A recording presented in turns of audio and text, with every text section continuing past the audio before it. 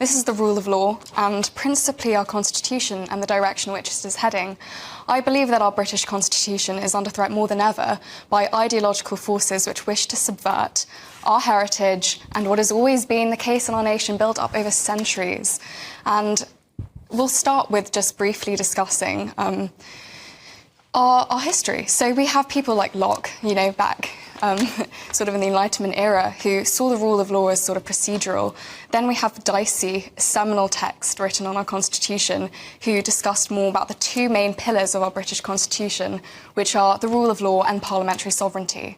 Now, in the early 2000s, we've seen that shift. And I am going to talk about the ECHR because international organisations which have and take precedence and primacy over even the UK Parliament are a real threat.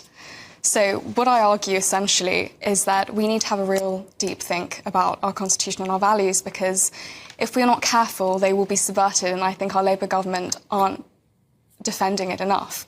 Parliamentary sovereignty is something that we deeply care about. The British people voted in Brexit to take back control, and that was precisely the main aim of Brexit. It was to ensure that we elect the people who are making our laws, and that they're being held accountable by us and not in some foreign court or some foreign jurisdiction.